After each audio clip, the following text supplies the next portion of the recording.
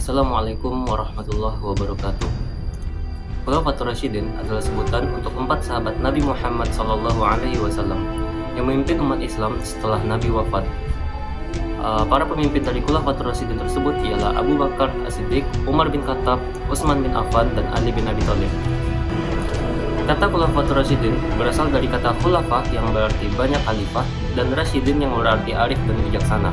Khulafatur Rasyidin merupakan pemimpin yang menggantikan tugas-tugas Rasulullah SAW dan melanjutkan penjagaannya. Mungkin kita bertanya-tanya, mengapa Khulafatur Rasyidin hanya berjumlah 4 orang dan kenapa hanya sampai kepada Khalifah Ali bin Abi Thalib? Setelah analisis yang telah saya lakukan, terdapat 3 faktor pembentukan Khulafatur Rasyidin. Yang pertama yaitu pilihan sahabat. Setelah wafatnya Nabi Muhammad SAW, sahabat-sahabat dekatnya berkumpul untuk memilih pemimpin baru. Mereka memilih Abu Bakar sebagai khalifah pertama. Kemudian yang kedua yaitu konsensus dan demokrasi. Proses pemilihan khalifah dilakukan melalui konsensus dan demokrasi, di mana sahabat-sahabat memilih pemimpin berdasarkan kebijaksanaan dan integritas. Dan yang ketiga yaitu kriteria Nabi. Nabi Muhammad SAW tidak menentukan jumlah khalifah, tetapi menekankan pentingnya memilih pemimpin yang adil dan bijaksana. Kemudian juga terdapat 4 alasan pembatasan pada 4 khalifah. Yang pertama yaitu periode transisi. Khulafatur Rasyidin memerintah selama periode transisi, membantu mengkonsolidasikan kekuasaan Islam dan menstabilkan masyarakat. Yang kedua, pengembangan syariat. Mereka memainkan peran penting dalam pengembangan syariat Islam dan memperkuat dasar-dasar agama. Ketiga, kepemimpinan yang efektif. Keempat khalifah tersebut menunjukkan kepemimpinan yang efektif, mempertahankan keutuhan dan kekuatan Islam.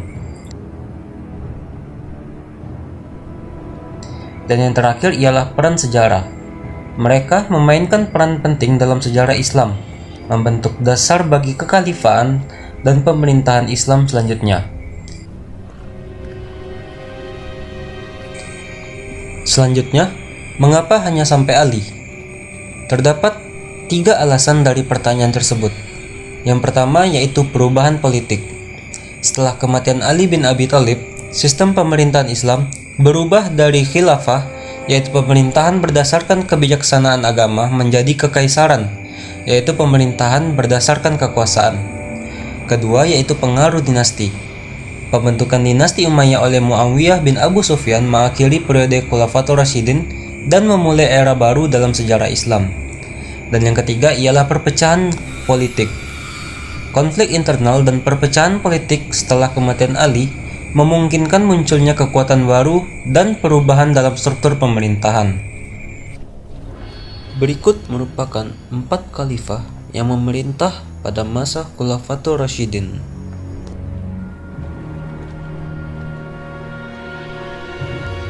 Yang pertama yaitu Abu Bakar As-Siddiq. Abu Bakar memiliki nama lengkap Abu Bakar bin Abi Quhafah. Beliau lahir sekitar tahun 573 Masehi di kota Mekah. Beliau merupakan seorang sahabat yang paling dekat dengan Nabi Muhammad SAW. Setelah wafatnya Nabi Muhammad SAW pada tanggal 8 Juni 632 Masehi, umat Islam menghadapi krisis kepemimpinan yang cukup besar. Tidak ada pewarisan langsung dari Nabi Muhammad SAW mengenai siapa yang seharusnya menggantikan beliau. Masa kepemimpinan Abu Bakar dimulai pada tahun 632 Masehi dan berakhir pada tahun 634 Masehi dengan wafatnya beliau. Meskipun masa pemerintahnya terbilang singkat, namun banyak kejadian penting yang terjadi selama masa kekuasaannya. Yang pertama ialah Perang Ridho. Setelah wafatnya Nabi Muhammad SAW, beberapa suku Arab yang sebelumnya memeluk Islam mulai murtad dan menolak untuk membayar zakat. Abu Bakar memutuskan untuk menghadapi perlawanan ini dengan tegas meskipun menghadapi beberapa tantangan yang besar. Perang Ridho adalah serangkaian perang yang dilancarkan oleh pasukan muslim yang dipimpin oleh Abu Bakar untuk memerangi suku-suku yang murtad. Salah satu pertempuran paling terkenal adalah Perang Yamamah yang melibatkan banyak sahabat besar seperti Khalid bin Walid. Dengan kemenangan dalam Perang Ridha, Abu Bakar berhasil menegakkan kembali kekuasaan Islam di Jazirah Arab dan memastikan stabilitas politik setelah wafatnya Nabi. Yang kedua ialah pengumpulan Al-Quran. Salah satu kontribusi besar yang dilakukan oleh Abu Bakar As-Siddiq adalah pengumpulan dan penyusunan Al-Quran menjadi satu mushaf. Proses ini dilakukan atas usulan dari Umar bin Khattab yang khawatir akan hilangnya sebagian besar penghafal Al-Quran akibat banyaknya sahabat yang mati syahid dalam Perang Yamamah. Abu Bakar kemudian memerintahkan Zaid bin Sabit, seorang sahabat yang sangat menguasai Al-Quran, untuk mengumpulkan seluruh wahyu yang ada, baik yang tertulis maupun yang dihafalkan, dan menyusunnya dalam bentuk mushaf. Penyusunan ini kemudian diteruskan pada masa Khalifah Utsman bin Affan. Yang ketiga ialah penyebaran Islam ke wilayah luar. Di bawah kepemimpinan Abu Bakar, pasukan Muslim mulai melancarkan ekspansi ke luar Jazirah Arab. Salah satu peristiwa penting adalah penaklukan wilayah Syam dan Irak yang merupakan daerah-daerah kekuasaan Bizantium dan Persia. Pasukan Muslim mulai menggempur wilayah-wilayah tersebut dengan kemenangan yang signifikan, kemudian membuka jalan bagi penyebaran Islam lebih luas lagi di dunia. Pada akhir tahun 634 Masehi, Abu Bakar mulai sakit dan kesehatannya menurun. Sebelum wafat, beliau menunjuk Umar bin Khattab sebagai khalifah penggantinya, mengingat Umar adalah sosok yang paling banyak membantu dan memiliki kemampuan kepemimpinan yang baik. Sebelum wafatnya, Abu Bakar juga menyampaikan pidato perpisahan yang penuh dengan nasihat dan petunjuk bagi umat Islam. Abu Bakar wafat pada 23 Agustus 634 Masehi setelah menjabat sebagai khalifah selama 2 tahun. Jenazahnya dimakamkan di samping makam Nabi Muhammad SAW di Madinah, tepatnya di kamar Aisyah, istri Nabi Muhammad SAW, dan juga merupakan putri Abu Bakar. Selanjutnya masuk pada masa Khalifah Umar bin Khattab. Umar bin Khattab adalah khalifah kedua dalam sejarah Islam yang memimpin umat Islam dari tahun 634 hingga 644 Masehi. Beliau dikenal sebagai pemimpin yang sangat tegas, adil, dan bijaksana. Masa kepemimpinannya menandai perubahan besar dalam sejarah Islam, termasuk ekspansi besar-besaran wilayah kekhalifahan Islam dan pengembangan sistem pemerintah dan hukum yang lebih terstruktur. Umar secara resmi dilantik sebagai khalifah pada tahun 634 Masehi setelah wafatnya Abu Bakar. Walaupun pada awalnya Umar merasa tidak layak, namun beliau akhirnya menerima amanah tersebut setelah mendapatkan dukungan besar dari sahabat-sahabat terkemuka. Kepemimpinan Umar diharapkan dapat menjaga kesatuan umat Islam yang sedang menghadapi tantangan besar, baik internal maupun eksternal. Berikut merupakan masa kepemimpinan Umar dari tahun 634 hingga 644 Masehi. Yang pertama, yaitu ekspansi Islam dan penaklukan wilayah. Masa kepemimpinan Umar bin Khattab menandai periode ekspansi besar-besaran wilayah Khalifah Islam. Dalam waktu singkat, pasukan Islam di bawah kepemimpinan Umar berhasil menaklukkan wilayah yang sangat luas, termasuk wilayah Kekaisaran Bizantium dan Persia Sasani. Beberapa peristiwa besar dalam ekspansi Islam pada masa Umar adalah sebagai berikut. Yang pertama yaitu Perang Yarmouk pada tahun 636 Masehi. Perang Yarmouk adalah salah satu pertempuran terbesar dan paling penting dalam sejarah Islam. Perang ini terjadi pada tahun 636 Masehi di lembah Yarmouk, yaitu di perbatasan Syam yang sekarang menjadi bagian dari Suriah. Dalam pertempuran ini, pasukan Muslim yang dipimpin oleh Khalid bin Walid berhasil mengalahkan Kekaisaran Bizantium yang dipimpin oleh Kaisar Heraklius. Pasukan Bizantium yang lebih besar dan lebih terlatih harus mengakui kekalahannya atas pasukan Muslim. Yang kedua, yaitu penaklukan Persia. Salah satu pencapaian terbesar di masa kepemimpinan beliau adalah penaklukan Kekaisaran Persia Sasanid. Pasukan Islam yang dipimpin oleh komandan seperti Sa'ad bin Abi Waqqas berhasil mengalahkan pasukan Persia dalam beberapa pertempuran besar seperti pertempuran Qadisiyah pada tahun 636 Masehi. Perang tersebut menjadi salah satu pertempuran yang paling bersejarah dalam sejarah Islam. Kemenangan ini memungkinkan umat Islam untuk menaklukkan wilayah Persia secara keseluruhan dan mengakhiri kekuasaan Kekaisaran Persia yang telah berdiri lama. Kemudian yang ketiga ada penaklukan Syam dan Palestina. Selain Persia, pasukan Muslim juga berhasil menaklukkan wilayah Syam dan Palestina dari Kekaisaran Bizantium. Penaklukan ini dinamakan dengan penaklukan Yerusalem pada tahun 637. Peristiwa ini merupakan peristiwa yang sangat penting di mana pasukan Islam berhasil merebut kota tersebut sebagai perundingan damai antara pemimpin Muslim dan penguasa Bizantium di Yerusalem. Yerusalem sendiri merupakan kota suci bagi umat Yahudi, Kristen, dan Islam yang kemudian menjadi bagian dari wilayah Islam di bawah kepemimpinan Khalifah Umar bin Khattab. Kemudian yang keempat yaitu penaklukan Mesir. Di bawah komando Amr bin As, pasukan Islam berhasil menaklukkan Mesir pada tahun 639 Masehi. Penaklukan Mesir ini merupakan bagian dari ekspansi yang lebih besar ke wilayah Afrika Utara. Mesir yang sebelumnya dikuasai oleh Kekaisaran Bizantium menjadi wilayah kekuasaan Islam yang penting, terutama karena letaknya yang strategis dan sumber daya yang melimpah. Kemudian, Khalifah Umar bin Khattab juga membentuk sistem pemerintahan dan hukum Islam. Di antaranya terdapat 3 sistem penting yang telah dibentuk oleh Khalifah Umar. Yang pertama yaitu penyusunan administrasi negara. Kemudian juga ada penyusunan hukum Islam hingga penyusunan kalender Hijriyah. Umar bin Khattab meninggal pada tanggal 3 November tahun 644 Masehi setelah beliau ditusuk oleh seorang majusi bernama Abu Lu'lu'ah. Beliau ditusuk oleh Abu Lu'lu'ah ketika sedang melaksanakan sholat subuh di Masjid Nabawi. Beliau mengalami luka serius dan meninggal beberapa hari setelahnya. Sebelum wafat, Umar sempat menunjuk sebuah majelis syura yang terdiri dari 6 orang sahabat untuk memilih khalifah penggantinya. Dari 6 orang tersebut, akhirnya Utsman bin Affan terpilih sebagai khalifah yang ketiga. Selanjutnya, yang ketiga yaitu Khalifah Utsman bin Affan. Utsman bin Affan lahir pada sekitar tahun 576 Masehi di kota Makkah. Beliau dari keluarga yang terhormat dan kaya raya dari suku Quraisy. Nama lengkap beliau yaitu Utsman bin Affan bin Abu al-As bin Umayyah. Utsman memeluk Islam pada masa awal dakwah Nabi Muhammad SAW sekitar tahun 610 Masehi.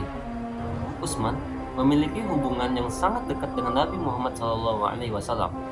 Bahkan beliau juga menikahi 2 putri Nabi yaitu Ruqayyah dan Ummu Kulsum, sehingga beliau dijuluki sebagai Dzul Nurain, yaitu pemilik 2 cahaya. Setelah melalui diskusi yang panjang, akhirnya Abdurrahman bin Auf yang merupakan seorang anggota majelis syuro tersebut menawarkan pilihan kepada umat Islam. Setelah berunding, Utsman bin Affan terpilih menjadi khalifah ketiga dengan suara mayoritas. Utsman dilantik sebagai khalifah pada tahun 644 Masehi dan beliau memimpin umat Islam selama 12 tahun, yaitu dari tahun 644 hingga 656 Masehi. Pada masa pemerintah Utsman bin Affan diwarnai dengan berbagai kebijakan yang berpengaruh dalam sejarah Islam, termasuk pengembangan administrasi negara. Namun, masa kepemimpinannya juga ditandai oleh ketegangan politik yang berkembang di beberapa wilayah, yang akhirnya menyebabkan kerusuhan besar dan peristiwa pembunuhannya. Pada masa kepemimpinan Utsman, terdapat beberapa ekspansi wilayah Islam. Yang pertama yaitu penaklukan Afrika Utara. Pasukan Islam di bawah komando Amr bin As melanjutkan ekspansi ke wilayah Afrika Utara. Selama masa Utsman, wilayah seperti Libya, Tunisia, dan Aljazair berhasil dikuasai. Yang kedua yaitu penaklukan Siprus pada tahun 649 Masehi. Utsman juga memerintahkan ekspedisi untuk menaklukkan Siprus yang menjadi bagian dari ekspansi besar-besaran ke wilayah Bizantium. Penaklukan ini memperluas kekuasaan Islam hingga ke wilayah Laut Tengah. Kemudian yang ketiga yaitu penaklukan Khurasan dan Traksosiania. Pada masa Utsman, wilayah-wilayah di sekitar Khurasan yang sekarang menjadi bagian dari Iran dan Asia Tengah, dan Traksosiania yang sekarang wilayah Uzbekistan dan sekitarnya juga berhasil dikuasai oleh pasukan Muslim. Kemudian selanjutnya, yang paling terkenal pada masa kepemimpinan Utsman bin Affan adalah pengkodifikasian Al-Quran. Salah satu warisan terbesar Utsman adalah pengkodifikasian Al-Quran. Meskipun Al-Quran telah dihimpun dalam bentuk mushaf pada masa Abu Bakar dan Umar, Pada masa Utsman, Al-Quran mulai dibukukan dan didistribusikan ke seluruh wilayah kekhalifahan. Al-Quran pada masa itu ditulis dalam bentuk satu mushaf yang baku yang disebut sebagai Mushaf Utsmani. Kemudian juga terdapat pembangunan infrastruktur dan administrasi negara. Utsman juga melakukan berbagai reformasi dalam pemerintahan, di antaranya yaitu pengembangan infrastruktur, pengelolaan keuangan, dan penunjukan gubernur. Pada masa kepemimpinan Utsman bin Affan juga terdapat ketegangan politik dan sosial. Beberapa kebijakan yang diambilnya, terutama dalam penunjukan para gubernur, menyebabkan ketidakpuasan di kalangan masyarakat, terutama di kalangan pasukan dan warga yang merasa diabaikan hak-haknya. Beberapa keluhan yang muncul antara lainnya itu nepotisme, karena banyak kritik muncul terkait penunjukan anggota keluarga Umayyah sebagai gubernur di berbagai wilayah. Kedua yaitu ketidakpuasan di wilayah-wilayah yang jauh, karena beberapa wilayah yang sebelumnya merasa lebih independen seperti Kufah dan Basrah merasa kurang dihargai dan diperlakukan tidak adil oleh pemerintah pusat yang dipimpin oleh Utsman. Dan yang ketiga yaitu pengelolaan harta negara. Terdapat pula ketidakpuasan terhadap cara Utsman mengelola harta negara dan pembagian hasil perang yang dianggap lebih menguntungkan orang-orang kaya dan keluarga Umayyah. Pada tahun 656 Masehi, pemberontakan melawan pemerintah Utsman semakin meningkat. Para pemberontak yang sebagian besar berasal dari Mesir mengelilingi rumah Utsman di Madinah. Mereka menuntut pengunduran diri Utsman dan memperbaiki kebijakan pemerintahan yang dianggap tidak adil. Utsman, yang terkenal dengan sifatnya yang lembut, memilih untuk tidak melawan pemberontak dan tetap bertahan di rumahnya. Pada akhirnya, di tanggal 18 Juni tahun 656 Masehi, Utsman dibunuh oleh para pemberontak. Beliau dibunuh saat sedang membaca Al-Quran di rumahnya. Pembunuhan Utsman menandai berakhirnya masa pemerintahannya dan memicu perpecahan besar di kalangan umat Islam, yang akhirnya berujung pada perang saudara yang dikenal dengan Perang Jamal dan Perang Siffin. Kemudian yang terakhir yaitu masa kepemimpinan Ali bin Abi Thalib. Ali bin Abi Thalib lahir pada tahun 600 Masehi di kota Mekah. Beliau merupakan putra dari Abi Thalib bin Abdul Muthalib yang merupakan paman Nabi Muhammad SAW.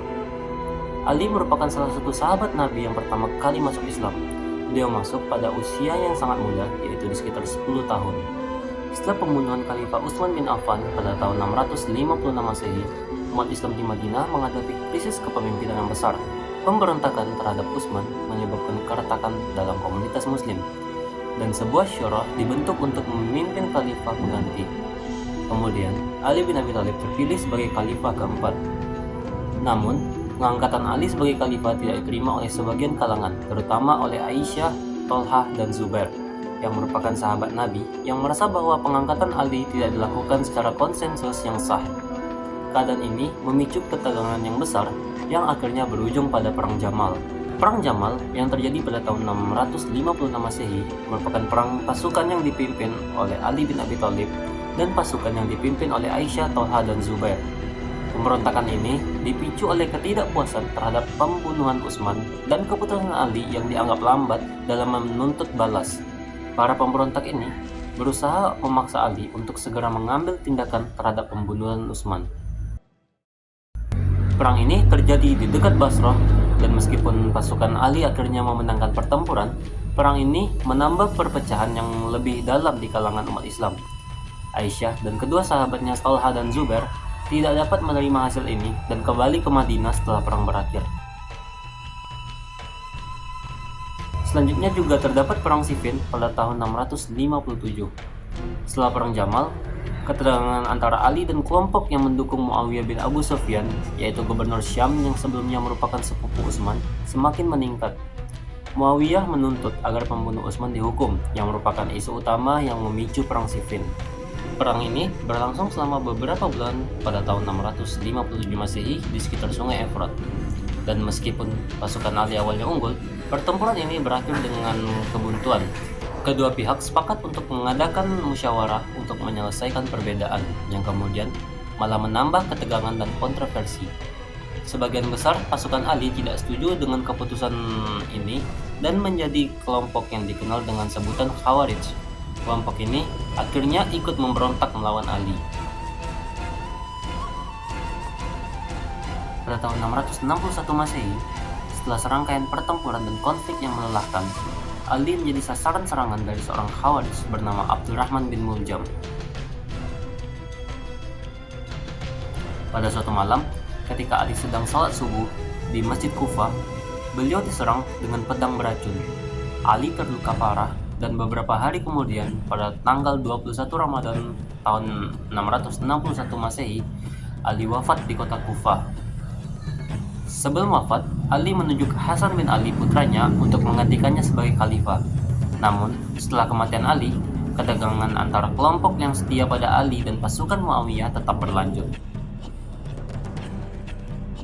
Mungkin sekian yang dapat saya sampaikan dalam video kali ini. Saya Andriansyah pamit undur diri. Wassalamualaikum warahmatullahi wabarakatuh.